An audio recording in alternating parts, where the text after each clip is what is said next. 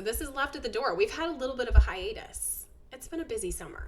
It's been an awesome summer. Yes. It's been a great summer. It was a little sad to go back to school. Like I know Jack was excited, but I was a little sad for him to go back, especially after having him home remote for like a year 7 and a half. years. 7 years. It's been 84 years. Exactly. And I know that he is such a social butterfly for being an only child. It always shocks me at like how much he requires to be in a social setting. He's like a mini Jessie. Mm-hmm. Yeah. I need it. Yeah. I need people to fill my cup. That is how he feels. It's so bizarre too, because I'm sure you can hear my voice. I'm a little bit raspy. Mm-hmm. I've been sick for like 3 weeks, sinus infection. The kids gave me a cold, and then my body was like, let's ramp this up. And they turned it into a sinus infection. So I've been really run down and just really drained. But it's funny, we'll have little bursts of social interaction where I'm a person, and then when they leave, I'm just like crumple into a pile. My husband's like, you were fine a minute ago. I'm like, I know, I just really like people. But it's like you've used all your energy. Yeah. To like, it's almost like you did a sprint instead of a marathon. And I do not run. So I know a lot of us have our kids going back to school for the first day of school. So let's start with Cassie. How was that for you? Well, Jack's Did you cry? No. I've never been a crier. Now, I will say part of me does believe that it has to do with Montessori. And I know we talk a lot about this on the show, but for me, I want Jack to be independent. And what that means to me is that he is confident going to school. He is confident doing things, whether it's sports or other interactions with people, and that he is so confident in himself and like in like what he's doing that like I'm okay when he doesn't want me to walk him. Mm-hmm. You know, or and we're talking even when he was little, because he's 6th grade now, but like even when he was little, there would be times that he would rush out of the car, especially when he was like at Prairie Flower, and just like zoom inside. Now, I can remember growing up, there would be times that like if we ran in with friends, my mom after school would be like, oh, you didn't wave goodbye. You know, there was like, then we felt really bad or we felt really guilty. And she didn't mean it that way, but it was like, we just saw our friends and we're off we go. I think that's another Montessori thing though, because it's really about developing a sense of self. Yes. And our parents' generation, and especially your mom being a stay-at-home mom, so much of her identity and her sense of self is tied up in her motherhood. Yes. So when her children are like, peace, and they just, you know, run off into the sunset without her, I think that hurts a little bit. However, I think one of the things as parents we're doing differently is not projecting that onto our kids too. Oh, that is a really good point. I think it really is. Yeah. And I think there's a lot of schools that are, and I know there's a lot of moms that are, or dads, whoever, caregivers that are in that same boat, that they're one or the other. Now, do you remember like first day of school for Jack's school, they had a thing and it was like coffee and cheer or coffee and cry. Yeah. So like come over and just like funny. visit after you dropped off your kids on the first day. And Andrea and I went over, and that's what I said. I was like, you know, is it bittersweet? Of course. Like, and I know you have a kindergartner, so your story is going to be entirely different. But even as Jack at preschool and kindergarten, I felt like we are doing our job well if he is excited and is more excited to like find his friends and zoom inside. And we're sending them somewhere they feel safe and that they're thriving, wherever that is. It is. Yeah. And I think about that even when he's had babysitters, that like I was never the kind, if he loved his babysitter, that to me was the greatest feeling, because I could go to work and I would not worry about him. Like the saddest thing to me is when I have friends that have kids and they just bawl and they are so heartbroken when they are having to disconnect from their parent or they have to go to the babysitter. Like they physically, mentally cannot do it. And I just knock on wood, because Jack has never been that way. He thrives, and like you said, in a safe environment. Like it's some place that he's like, he feels like he's at his best. And I love that for him. This is our first year in the Montessori setting, and it was a little bit emotional for me, because I think all the reason I'm watching my baby becoming this independent person. And she was so excited and happy. And recently I asked the teacher, how is she doing? And they say, great. She was so great that they thought she was in the preschool for the Montessori. And that made me so happy. I'm like, well, I must have did something right. But I mean, it's a lot of nerves for first day. I mean, so much emotions, so much anxiety. But the one thing that really had me going is first day at school was chaos. I've never had anxiety the way I had anxiety for the first day of school. Like, it's mind blowing. I don't know how people do it, but well, drop off and pick up were a little insane, and it sounds like it was across the board in all of the school districts that like it was just people. I mean, in some of these roads, if you think about these schools and how old some of these schools are, despite them being remodeled, some of these roads, I do not believe we're equipped to handle the traffic that we currently have today. Yeah. So, think about, and we joked about that with some of the teachers who are in like their 50s and 60s. And they said, they're like, we all were bused to school, period. Like our parents didn't take us to school. Like we got on that bus at 6:30 in the morning and, and so I think that that's one of the things I noticed is with all of the car congestion is that buses were having a difficult time trying to pull into the school, and all these cars are just going wherever they want. Like, and people, you know how it is, that mentality of like, well, I am getting that picture of my child at the front door of the school. Like, and instead of thinking, which again, maybe it's just people have different personality types, but I always just think to myself, no one is going to know if you took that picture at the end of the day. Yeah. No one's going to know. No one's going to know if, like, they're in a cute outfit and you take it 2 days later. Like, there is just some, like, emergency of, like, I have to take it at drop-off. I must capture this moment. And I have to post it as soon as I possibly can. So, like, I think our kids, like, there's a group of them. We took a picture, like, 2 days later in front of the sign. We're like, you know what? This it's finally calmed down enough to do so. Yeah. And I was like, it's less hectic. And it just is what it is. Let's hear how did first day go for your kids? My children have not yet gone back. Charlie starts Monday. And the other night, bedtime was a crisis, and she was just being a real peach to Dad. And Dustin, by bedtime, he's all set. He is done. We just get yourself in bed so we can be finished. And that's when the attitude develops. I mean, anyone who has children knows that bedtime can be really challenging. We have a good routine. It's typically not a thing, but it was the other night. Charlie's laying in bed screaming, Dad, Dad. And he comes on the monitor and he's like, what do you need? Get in here. Okay, that isn't how we talk to each other. So they had that conversation over the monitor. That's not how we talk to each other. If you want to try something different, I'm here to listen. And that goes back and forth, and it escalates into this big ugliness and Dustin going back and forth from the room to our bedroom. And finally he comes in, he's like, Tag, you're it. I'm not doing this anymore. And I tried. But when I'm like, hey baby, what do you need? She's like, I need my dad. So it was really ugly. So I go in there and she's sobbing hysterically in the hallway. She won't leave the door shut. Just full meltdown happening. And I have a conversation with her about how this is not how we talk to the people we love.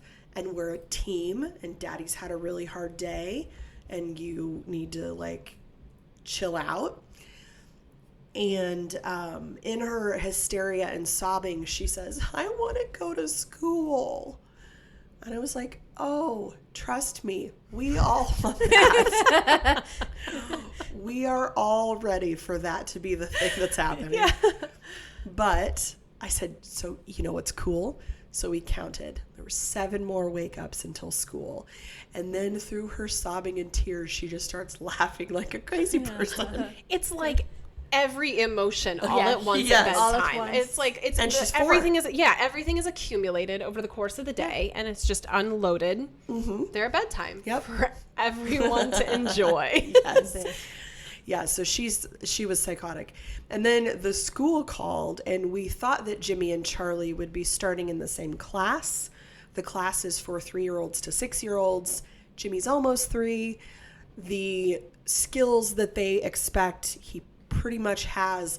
But they called and they told me, which will be no surprise to anyone who knows my son, they want to keep him in the toddler room a little bit longer so they can work on his impulse control. Impulse control. That is a really good way to define Jimmy's challenges. So he is toilet trained, which that's one of the things to move into the next room. He has language. Oh, he's got language. He has lots of language. He's a very eloquent kid. Yeah. And uses his lips to explain things a lot. So typically it can be understood. But the third thing is choosing something to work on and then putting it away when you're done. While in the classroom where Charlie is, he will be able to see works that are not yet available to him. And their concern is that receiving the information that it's not available to him won't be something he does gracefully. This is so well put. Yes, because Montessori. Yes. Communication is so important. And one of the works that they do at school is called conversation, which I believe is why Jack has always been so eloquent. I haven't spent a lot of time with Talia, but she seems perfectly able to express herself. But Charlie and Jimmy have always been very conversational kids. Like Jimmy is 2, and last night we were in the pool and he said, "Mommy, what do you want to be for Halloween?" No. Yeah. That's a conversation starter. 2-year-olds don't typically do that. Right. And it came out of the blue, so it's something that's just floating around in his brain. Yeah. Oh, man, I love my kids so much, and I'm ready for school to start. Well, and I think it just goes back to they have a schedule then. There is so much more control, and I love summers, and I love the freedom and the ball games and the things that we do, but it is nice to just have a routine. And I feel like work is so much less stressful for me when Jack has a routine, and he thrives on structure. Yeah. I mean, I think most kids do. Most kids that do. is Most kids, that, yeah, and that is my feeling is that when kids are like spiraling out of control, I think most of the time it's because there is a lack of structure. There's a lack of, this is what we do and when we do it and so on and so forth. So It's school 11-11. Oh, 11-11. Okay. So school definitely, I think, is a place where a lot of these kids are able to go back to having something where they're like, okay, I know what to expect at any given moment. Yep, so it's either lack of structure or red dye 40.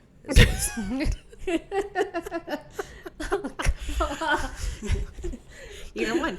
Or both. Or both. Both. Oh, God, the perfect storm. Red M&Ms and ripping the schedule in half. You just gotta love kids. It just like, with Charlie having her moment, I would say. Yes. Talia has her moment, and it's one of the things where I take it as a learning experience because I'm learning as well. I'm still a mom. I'm, still new to this. And I look at it as, what? She's just experiencing her personality, what works for her. She's figuring it out. So am I. And just let her do her thing. And sometimes I would just let her throw her tantrum, whatever you want to do. When you're ready to talk, we'll talk about this. And I give her options. I mean, I don't know, but I do 2 things, 2 options. We're going to either reason with you or you're just going to, go to the old ways, old school style. Exactly. You're going to get a whoopee, which we never do. We always talk about the whoopee, but it never happens. But every time she hears that word, she's like, oh. Sometimes it jokes. Like, Jack would always laugh. Like, Jack was the kind of kid, like, we didn't spank Jack. He was not, and He was the perfect child. I will knock on wood. Yeah. I like to hear you guys tell stories about Jimmy or Charlie or Ty. I mean, and even the only thing that is the closest thing to it is my niece Sydney. But and my poor nephew William, Jaylee, my sister has her hands full. But poor nephew. I will say, knock on wood, none of these things. Like, Jack would have a bad day when he was hungry or when he was extremely tired. And it would be solved by that, either food or a nap. Like, knock on wood, He has always been a little old man. He just always has. Like, you can just always reason with him, or he would tell me. He would be like, I'm not very happy right now because I am so hungry I might die. Like, there was a drama level, but it was like he, thank God, could express that. So, but God, my sister even jokes because, and sometimes it reminds me a little bit of Jimmy, like where they can be little terrors. And that's how like my nephew William is. Like, he can be so demanding to my sister, or tell her like, Mom, you are being so grumpy to me. Or he'll turn it around. He'll be like, well, I was grumpy to my sister Sydney because you were grumpy to me earlier. And Jaylee would just say, I don't know how he's going to function at school. Like, is this how he will be? And little angels. Of course. Yeah. So I'm like, thank God, because I think you have to be a saint to choose to go into education. Yep. Agree. Oh my heaven. And I've always taught at the collegiate level, but that is not the same. That is adults. Nope. Those are adults choosing to go to school. Right. That is not a 5-year-old that you're dragging out of bed. In Talia preschool, her teacher told me one time, he said, those kids that act better, worse at home, but better at school, that's the best. Because they could do whatever they want, show the tantrum at school. They're just angels. And I'm like, what did you do to It's the because kids? because they know at home they can get away with murder, and you have to love them. Yes. You don't have a choice. Exactly. So they act like dicks when they're at home and they get it all out of their system. I read a thing yesterday that was like, anyone who says kids aren't dicks, those parents are the ones that have little dickheads for kids. Oh no, maybe I do. No, maybe Jack, no. But you'll say kids are dicks. Yeah. Just maybe not yours. Well, and there's times that I definitely will be like, But parents are like, you can't call kids dicks. And it's like, maybe you should. Maybe There occasionally I say Talia's a little shithead. Oh. She's being a little shit We right say now. beehole. Yeah. And I won't tell her that, but in my mind, or I would tell Steve, I'm like, she's just being a little a-hole right now. Yeah, just let it. We just, but we will never tell our kids that. I usually tell them the opposite. being, Like, kind of like when you said, I think you said that about Charlie being a real peach. That's usually how what I'll say to Jack. Like, there's, You're being a delight right you now. are so delightful. You're not Or like, being- I am so happy that you are home from school. Right. Like, thank you. Or he'll lose baseball and then he'll be in that funk. And I'll be like, oh man, well, I'm glad that we have a whole summer and then going into fall of baseball. This is going to be so fun. And he's like, sorry, we lost. And he's like, all mad about it. But I'm like, that is the one difference. Like, I have never seen someone like internalize it so much. Oh my God. Yes, Jesse. It's so, he just sits in it. And I'm not saying I don't have bad days or that I don't like have emotional sludge. But I still am like, gotta keep going. Gotta change my underpants. I don't want to sit in this poopy diaper. Right. This wet swimsuit. Wet swimsuit. Don't want to be uncomfortable. Where he will be like, there's just, and I've noticed it with his generation in general. Like when he's chit-chatting or FaceTiming with his buddies and whatnot, I'm like, oh my God, they're all so emo.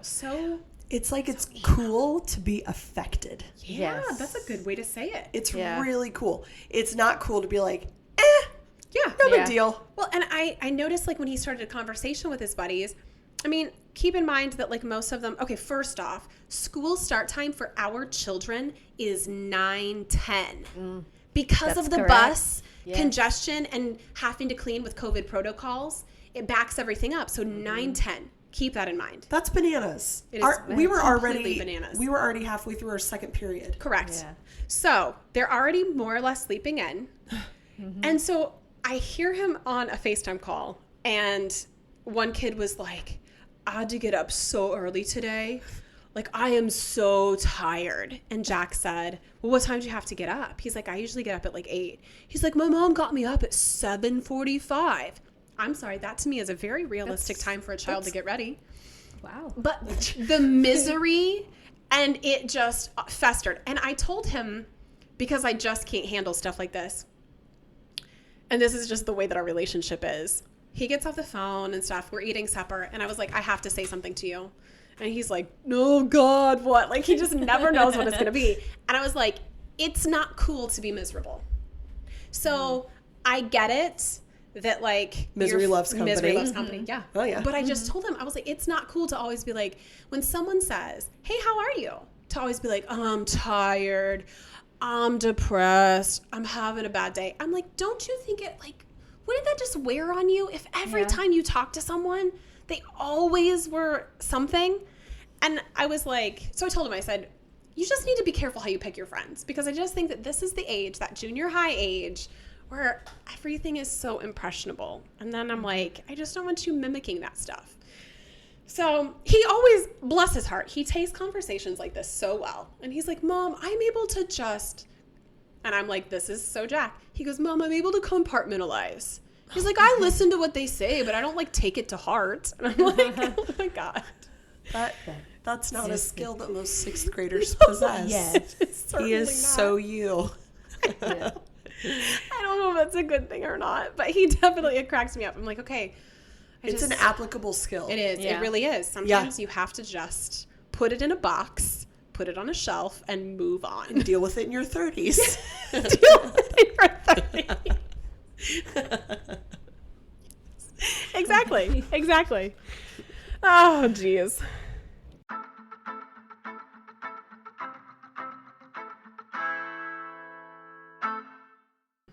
Okay, so we're talking about our kids going back to school and the stories that we've dealt with. And I know, Jesse, you'll have some stories whenever they go back next week. Yeah. But, like, what about stories that you guys had as kids? And what are the memories that you have going back to school? Let's talk about those things. Like, I don't know, 30 years ago when I was going to school.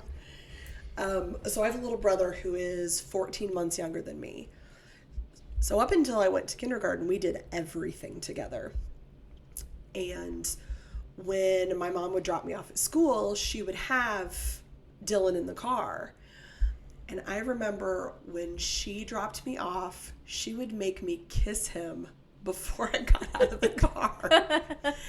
And I remember how horrifying that was, that I had to kiss my brother. You were horrified? I was horrified. Oh, God. I had to kiss my brother before I got out of it. We were obsessed with my brother. I guarantee that Grant wanted to murder me every morning. I mean, Dylan probably wanted to be murdered too. He was probably like, I don't he want was to. 4. He was like, oh, you kid. My kids kiss. They're 2 and 4. Yeah.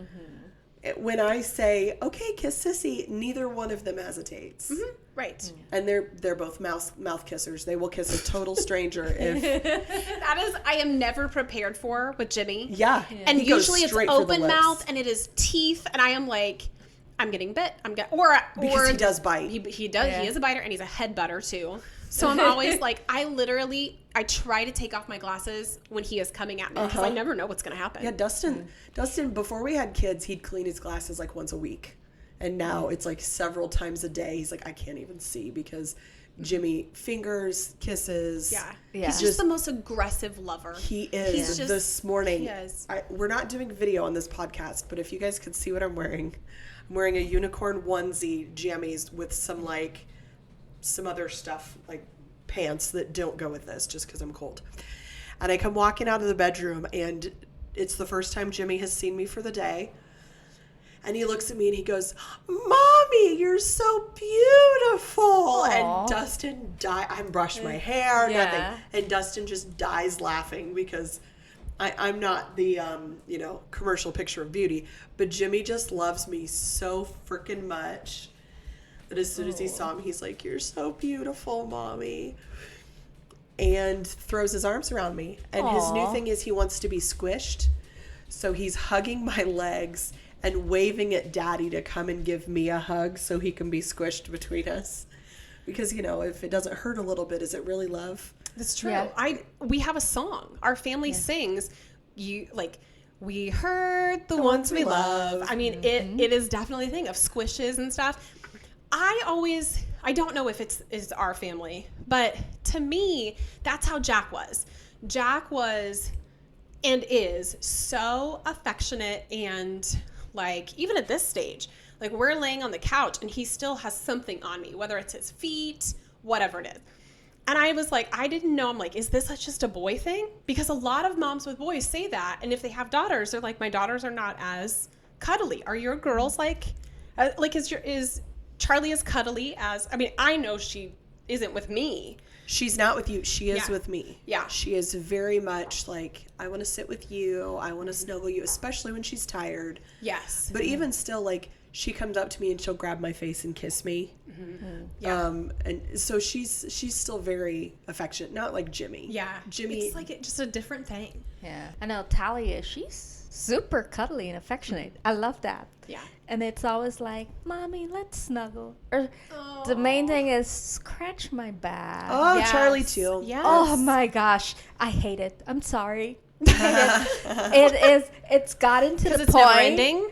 It's getting worse Yeah. and worse. And I blame her father, which is Steven, my husband, because he likes his back scratch, and now he's jealous because she's get more of back scratches than he. And I'm like, I blame you for this because now it's like, Mom, scratch my back, please. You just scratch need to do it. the train. Just scratch. No, she wants Mommy to scratch back So because have Mommy her have sit nails. in front of, have her Yeah. sit in front of you and then make her scratch Steven's. There you go. Sit on the floor. We try that, but you know those Yep. little nails, and they're little, and they're going shh. It's super sharp. I always so- worry about that with Jack because he'll Yeah. say that too. He'll be like, "Do it harder," and I'm like, "You're going to have scratch marks all over Yeah. your arms." His thing is his legs. I think it's because between baseball and soccer and stuff, and I'm like, dude, we'll be sitting there on the couch and I'll be like trying to eat, and he'll be like, "Can you do this? Can I eat? Could I just have like 10 minutes that I eat?" No, you had a Can I- child. Yes. Of course, you Yeah. don't ever get to have Yeah. a regular meal ever. Eat Yeah. and scratch the legs. Yeah. So, yeah. Andrea, do you My remember? stories? Oh my Yeah. god. Oh, so guys, so you know how the kids go to school with buses, or you have your mom and dad drop you off in cars? Well, guess what? My transportation was a bicycle, and not just any bicycle. Guess how? My uncle used to ride their bikes and take me to school, and I would either sit behind them, and that's how I go to school in the morning. Really? It's the most common thing in Guyana, South America, for you to ride a bike, or your mom and dad dropping you off, and you're either at the back of the bike or in front of the bike. Did it have like? So- I mean, what were we you had sitting like on? they customized like Okay. a bar. Yes. It's not the most comfortable Oh. thing, Was so it- I'm sorry.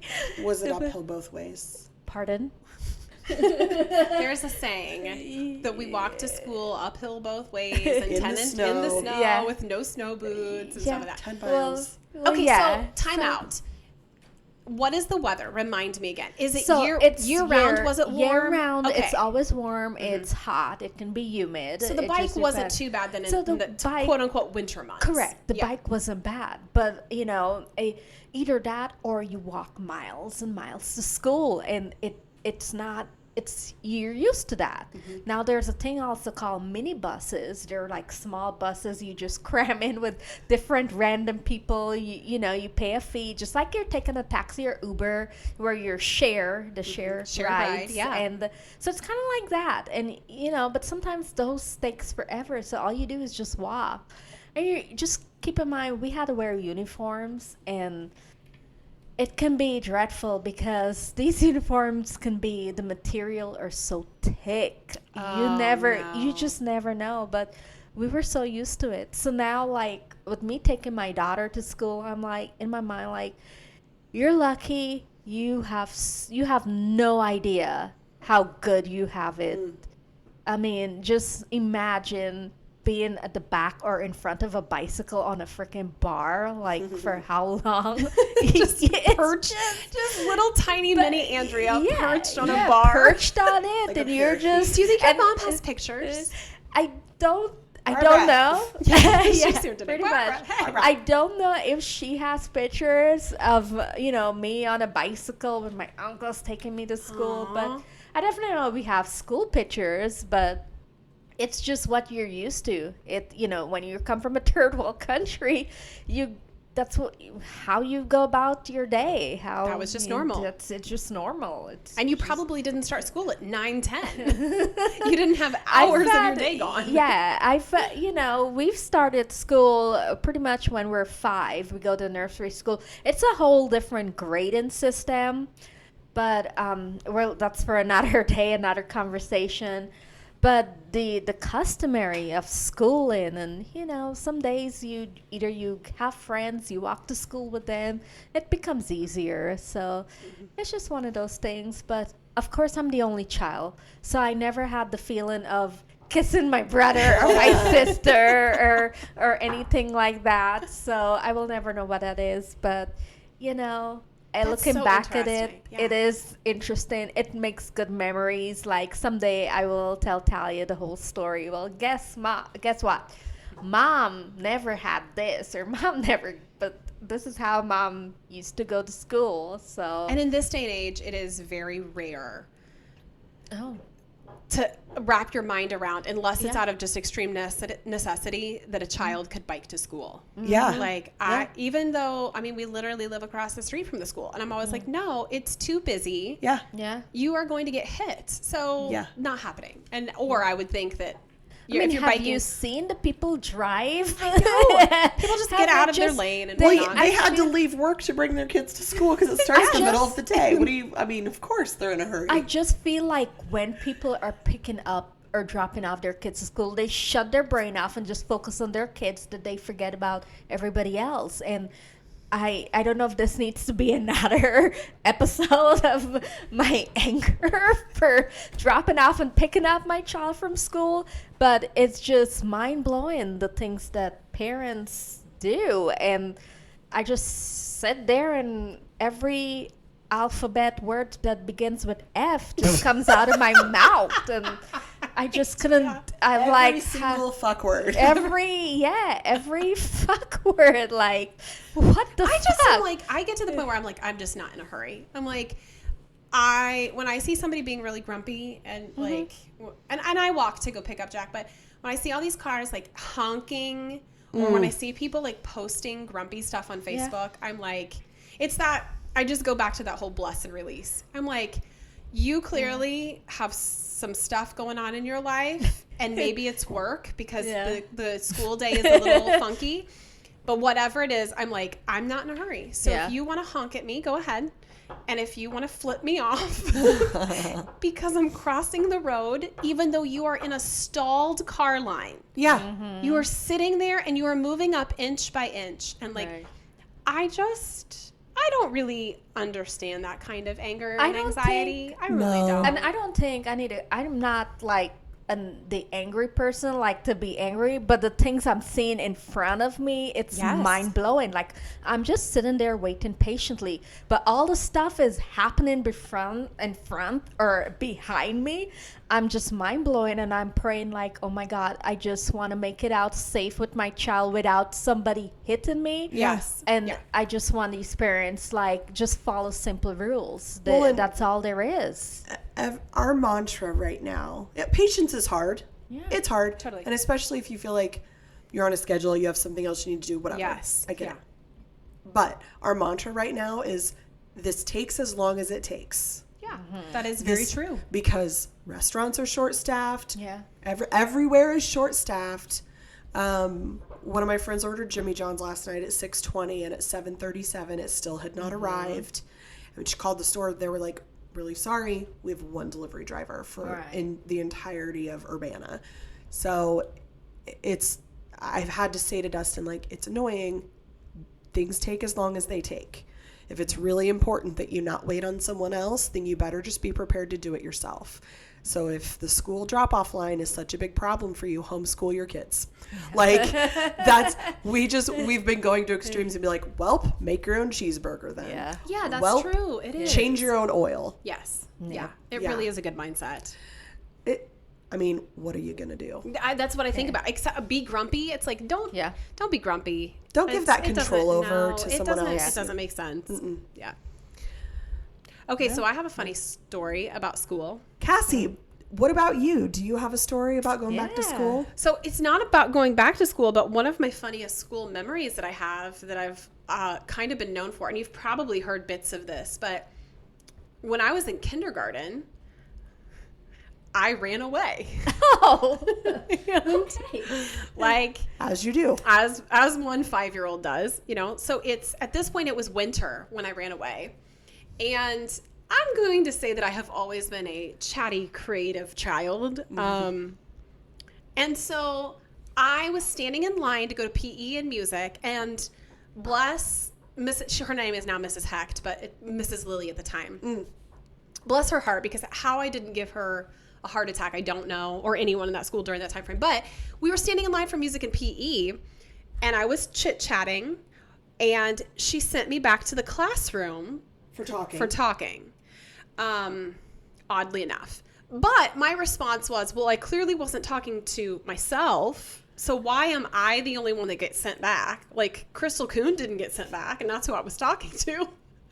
So, but I guess whatever. So Crystal and Karen, off they go to music and PE. So I sat in that classroom with the lights off, and she forgot about me. She didn't come back in and then, like, have the conversation of, like, don't talk. And so at a certain point in time, I was like, fuck this shit, I'm out. And I put my coat on. I had like canvas tennis shoes. Well, yeah. You know, and I was like, that's it. I'm going to my grandparents' house. I'm walking to Mim and Papa's. And they lived like, we should do the distance, but I mean, they lived down, had to cross over two major highways. Oh my God. And so it was about like a little over a mile. And I walked, and I got to I got to the top of the stairs before I got out of the school. And I knew I wasn't going to be able to get out of the school like without being seen. So I tell a teacher that I run into that my mom was outside. Oh man. It's like, my mom's outside. I have a doctor's appointment. So she ties my hood for me. Oh wow. Like to prepare me for the cold weather. And I'm like, thank you. And out I go.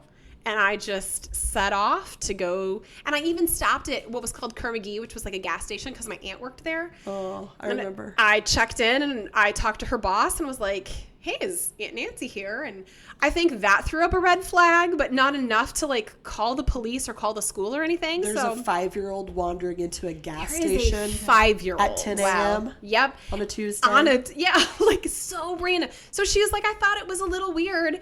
And when I saw that my Aunt Nancy wasn't there, I was like, well, just go on down to Mim and Papa's. So walked another like 10 blocks and crossed the highway again. And my grandparents thought it was a joke. So when I walked in the door, they were like, after like 10 minutes, they were like, where's your mom? And I'm like, well, I mean, I walked here. And I'm a trickster. So I think they just kept thinking like, oh, she's in the car still. They're like, no, seriously. So then all of that ensued. And my mom called the school and was like, hi, where's Cassie? They're like, well, I'm assuming she's in art or whatever. She's like, well, why don't you go check? Why don't you go check and see if she's in that classroom right now? So all of that. So probably security school systems today are solely because of Cassie Pfeiffer. Yeah. But I think about that where, to me, I still to this day, there's bits and pieces that I remember about it, you know, and I don't ever remember thinking anything odd about it. Right. But now, like, and I look at Jack when he was 5, and I'm like, yeah, he could have done it. He could have. I could absolutely see him running away or walking and being fully capable of walking home. Charlie too, at 4. She has a really good sense of direction. She knows, oh, there's the yellow sign, we're almost home. Or, oh, we turn left here, and that'll take us down to Arby's. Stuff like that. Yeah. But I then think about, like, my niece Sydney, and I'm like, oh no, she could not have, you know. But the thought would have never crossed her mind. And like, I think about some of these kids that I'm like, could you literally fathom your 5-year-old, your kindergartner, who you are literally so petrified dropping them off, like them walking from your car into the school is giving people anxiety attacks, and that child just decides to up and be like, peace out, I am going to go ahead and venture off on my own. So anyway. 1st grade is bullshit. Yeah. Kindergarten is bullshit. I'm like, God. So anyway.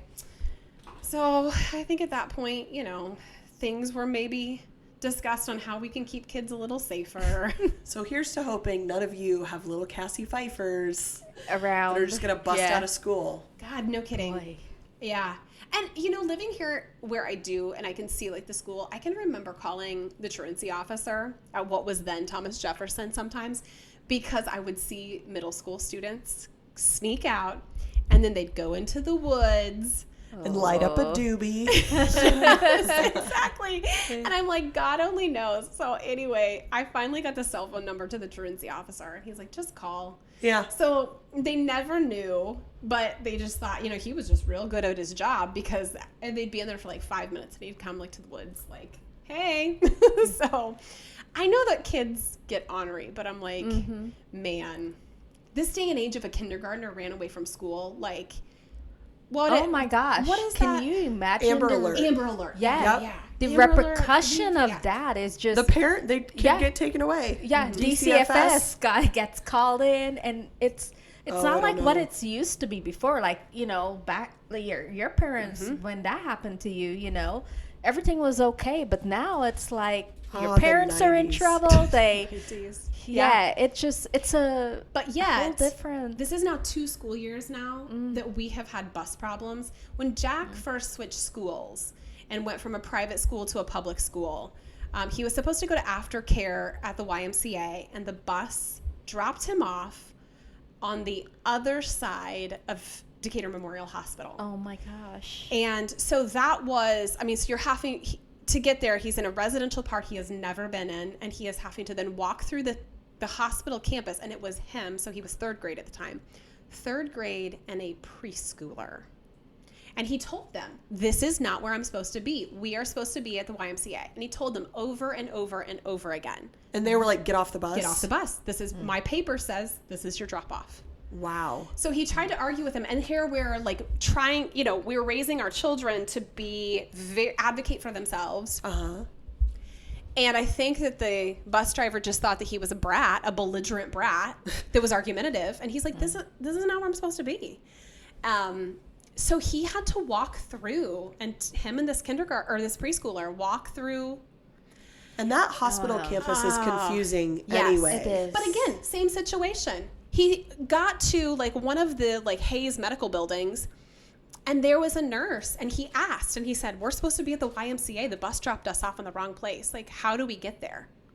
And instead of saying, well, hold on a second. I'll take you. I will take you. Come inside. I will call the police, and they will escort you. Whatever it could have been. She draws him a map?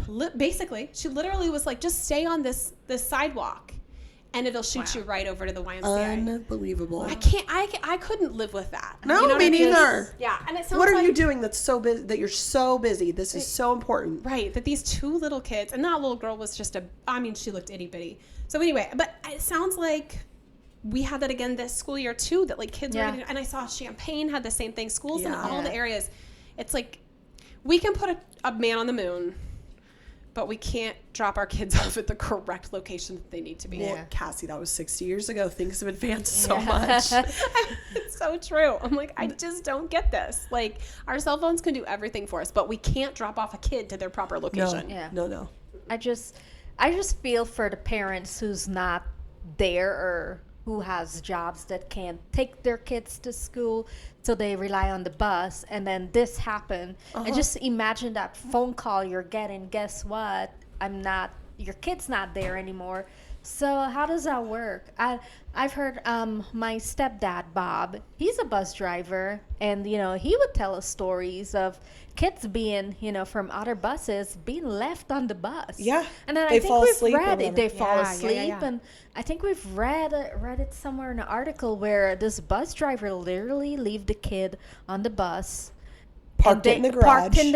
Park in the parking lot, and didn't know, and left, and it was like nighttime, and there's the kid. Well, like my neighbor across the street, she has 4 kids.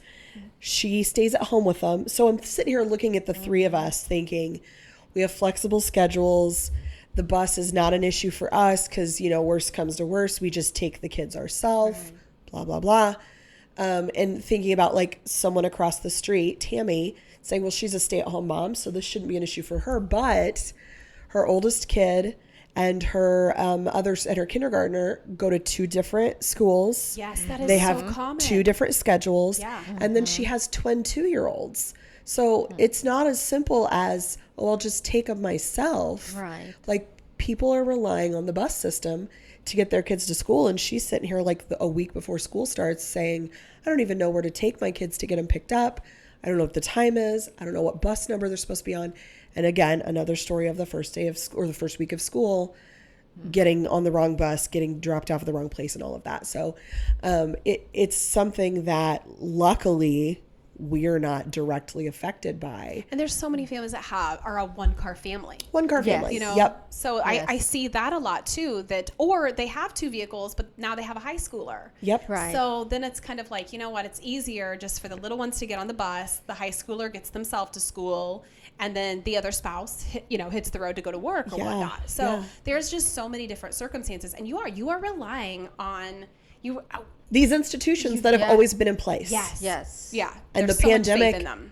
And the pandemic has just flipped all of that on its head. Yeah. So it's like, a year and a half ago, we all thought we wouldn't be here still having to relearn how to live and having everything being moved around. But it just isn't changing. And I think that we're, not to go completely on a tangent, but I think that we are in a place where people want things to get back to quote normal. There's not going to be a normal. No, it's not going to go back to the way that it was. It's never never will. going It's back never to the way it gonna was. And we're always, as long as things keep changing like this, we're always going to be in a state of flux. Yes. We're always going to be figuring it out. And until we can all have grace with each other, it's always going to be tumultuous and it's always going to be stressful. Yeah, and I just think about you talked about your stepdad Bob, basically he's a bus driver. Mm-hmm. So I also think about to be a bus driver in 2019 is not the same Nope. as being a bus driver, and all of the Exactly. protocols that he has been used to Yeah. for his career of doing this, all of that is different now. Yep. From everything from even I think about our friend Kabeji that works at the front of the school office. Normally when you're a greeter and you're the first face that people see, there is now everything from, doors to the glass to everything where I'm everything is just different. And it's like you said, it's not going to go back. And there's so many different cleaning protocols or safety protocols in place that need to be there. And I understand it irritates people, but it's just the way that it has to be. Exactly. Yeah. So I feel like it's better to just go with the flow. And our kids, I feel like, They're so adaptable. yes, Yeah. they are far more adaptable than the adults are. I The mask 100% thing? agree. And they will mirror 100%. They Yes. will never mirror complain your about it. attitude. Yes. Yes. So if you have an attitude about everything, expect your kids to be little disgruntled humans. But if you say, well, this is just what we do now. We don't fuss with Jimmy. We don't say, I know wearing a mask sucks. If you want to go in, you put on your mask. And if you can't keep your mask on, you're going to the car. That's just the rule. Yeah. And we have no problems with it. And he understands. He'll say, fine, I want to go to the car. Great. Those are the terms. Right. Looks like we're going to the car. Them's the rules. Them's the rules. And it's no just, problem. It's just funny how you mentioned a mask. Sometimes I have to remind Talia, hey, hon, you're in the car now. You can take your mask off because she's continually Jack is that way wearing too, the yeah. mask. And that's one of the things, I'm so proud of her for doing that. Keep on wearing your mask and being a good example. Yes. And sometimes she reminds me I need Oh, my yes. mask because Yeah. we're so caught up, go, Get that busy. we forget. And and like you said, it's they mirror what we do. Yeah. And but I think overall I'm so proud of us and our kids. Same. I couldn't ask for any more. I feel so proud when Miss Maybury said Talia fits right in. That means I must be doing something right because this is the first time in Montessori. We were worried. We never done Montessori before, but for the fact that she fits right in, and it's comfortable for her, it makes me know that I'm doing something good. And same goes with your kids, you know. So go ahead, sorry. no, go ahead. If you're listening to us talk about Montessori and wondering what the heck is this, we'll share some links and resources so you can learn a little bit more. I heard about it on Facebook and started looking into it to see if it would be right for my kids and absolutely fell in love. So if it's a totally foreign concept to you, I definitely want to encourage you to look into it and see if there's anything available in your area that would be like that, because it has been a total game changer for us as a family. Yes. And if you have stories about going back to school, sending your kids back to school, memories from your own elementary, middle, high school experiences of back to school, please share them with us so that we can laugh along with you. Let us know if we've got any other escapees out there listening. Exactly, little runaways. You know Yes. what I love? Have you guys seen the trend where people were posting, I don't know, there's probably an eloquent, trendy way of saying it, but it was like how the day started and how the day ended. Yeah. Yes. Oh my God, guys, it makes me laugh so bad. Like Love it. they look so, like the first moment of school, they're like so cute and little pigtails are cute. And this one little girl, the end of the school day, oh my, I mean, literally twigs and leaves. And those little pigtails are like everywhere. They're like half pulled out. It looks like she's got, I mean, basically a bird's nest. Yeah. And like her skirt is like hiked up and you can see one of her leggings is pulled up. It is hilarious the way that school day begins and the way that they end. And like How it started and how it's going. how it's going. Yeah. Yeah. I mean, Jack is even that way. He, even though for a boy, like he is so sweaty and it just cracks me up. So you have to share those pictures too. So if you have those Yeah. pictures of your kids where it's, how it started and how it's going and whatnot, like it cracks me up. So, well, let's hope that as the school year continues, it gets a little bit easier for everybody.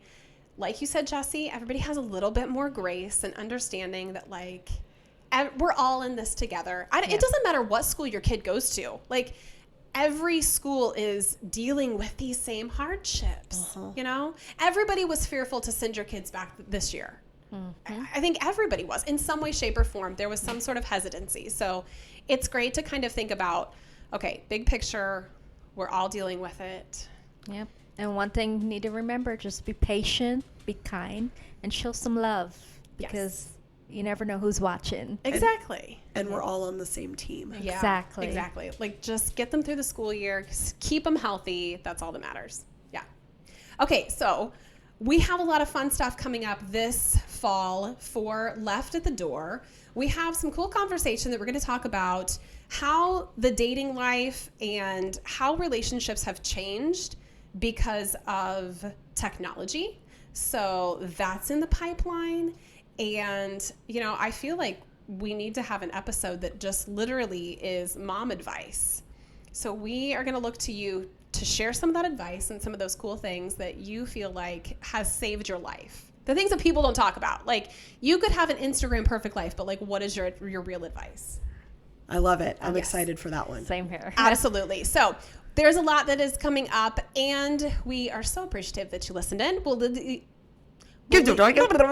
some links for you, and you can get some more information on Left at the Door. Thanks for tuning in. Bye.